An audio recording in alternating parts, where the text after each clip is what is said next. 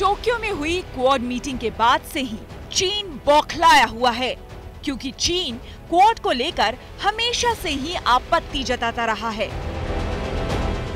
और इसे चीन को घेरने की अमेरिकी चाल बताता रहा है। यही नहीं, चीनी विदेश मंत्रालय का आरोप है कि क्वाड उसके हितों को नुकसान पहुंचाने के लिए काम कर रहा है और कई मौकों पर चीन क्वाड को एशियाई नेटो तक भी कह चुका है। लेकिन क्वाड की चौकड़ी से डरे चीन की मुसीबतें कम होने वाली नहीं हैं, क्योंकि अमेरिकी राष्ट्रपति बाइडेन ने पहली बार चीन को खुली चुनौती दी है। बाइडेन ने कहा है कि अगर चीन की तरफ से ताइवान पर हमला किया जाता है तो अमेरिका सैन्य कार्रवाई से नहीं चूकेगा।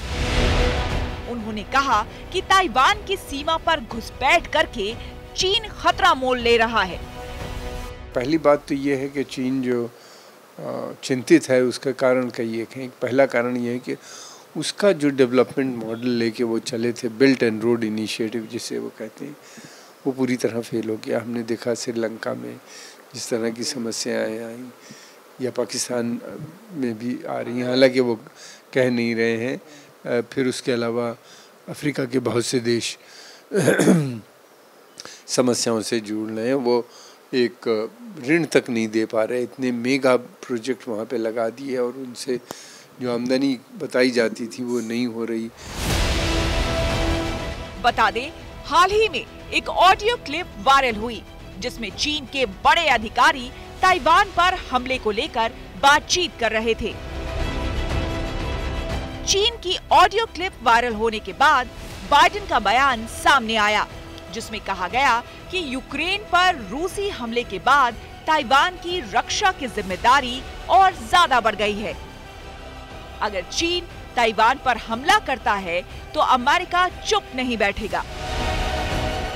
ये क्लिप चीन की कम्युनिस्ट पार्टी के सीनियर ऑफिसर ने लीक की, जो राष्ट्रपति जिनपिंग की ताइवान पर हमले की योजना का पर्दाफाश करना चाहते थे। अधिकारी इस क्लिप में बता रहे हैं किन कंपनियों को ड्रोन बोट्स उत्पादन क्षमता बढ़ाने के लिए कहा गया है। इसके अलावा इसमें ताइवान पर हमले की तैयारी पर चर्चा भी हुई है। इसी की जिस तरह की मूव्स और जिस तरह के मिलिट्री मनूवर चाइना कर रहा था, उससे लगता था कि वो इस ताइवान को कब्जा करना चाहता है, पे अपना बनाना चाहता है। तो बाइडेन एडमिनिस्ट्रेशन ने साफ कहा कि हम वहाँ पे डेमोक्रेसी है, रूल ऑफ लॉ है, हम उसको सपोर्ट करते हैं और हम किसी भी तरह का वहाँ पे आक्रमण चाइनीज़ कंट्रोल नहीं होने देंगे। इसके तहत ग्वांगडोंग प्रांत को युद्ध में इस्तेमाल होने वाले सैन्य सामान का बंदोबस्त करने के लिए कहा गया था। इसके अलावा करीब 1.5 लाख सैन्य कर्मी, 953 जहाज, 1653 मानव रहित उपकरण, 20 हवाई अड्डों को डॉक के साथ संपर्क जोड़ना, 6 मरम्मत और जहाज निर्माण यार्ड, अस्पताल, तेल डिपो और गैस स्टेशन शामिल हैं। इसके साथ ही रिक्रूटमेंट ऑफिस को नए जवानों की भर्ती करने के लिए भी कहा गया है।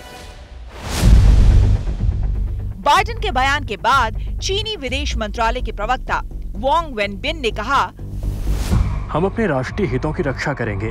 किसी को भी राष्ट्रीय संप्रभुता और क्षेत्रीय अखंडता की रक्षा के लिए चीनी लोगों के दृढ़ संकल्प और इच्छा शक्ति को कम करके नहीं आंकना चाहिए। ताइवान चीन का हिस्सा है। ये मुद्दा चीन का आंतरिक मामला है। संप्रभुता और क्षेत्रीय अखंडता के चीन के मूल हितों से जुड़े मुद्दों पर समझौता नहीं करेंगे। एक बैठक में बाइडेन से सवाल किया गया कि अगर चीन ताइवान पर कब्जे की कोशिश करता है तो क्या अमेरिका सैन्य हस्तक्षेप करेगा। इसके जवाब में बाइडेन ने कहा, हमने यही वादा किया था। हम वन चाइना पॉलिसी पर राजी हुए। हमने उन पर साइन किया, लेकिन ये सोचना गलत है कि ताइवान को बल के प्रयोग से छीना जा सकता है। हालांकि चीन अपनी चालबाजी से बाज नहीं आ रहा है। चीन ताइवान को अपना हिस्सा मानता है, जबकि ताइवान खुद को एक स्वतंत्र देश की तरह देखता है। चीन ताइवान को उसकी राजनीतिक मांग के आगे झुकने के लिए दबाव डालता है और चीन के कब्जे को मानने के लिए ताइवान को मजबूर करता है।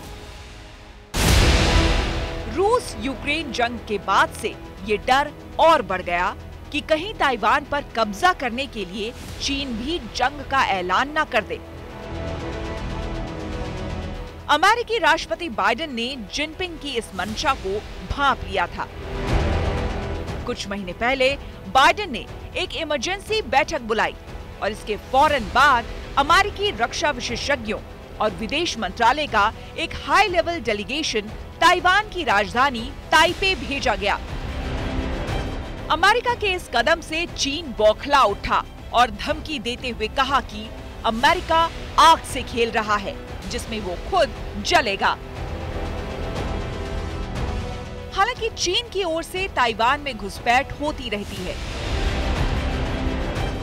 आमतौर पर ये उड़ानें ताइवान के दक्षिण पश्चिम में हवाई क्षेत्र में होती है। बता दें, 1949 में गृह युद्ध के दौरान ताइवान और चीन अलग हो गए थे, लेकिन चीन ताइवान पर अपना दावा करता रहा है।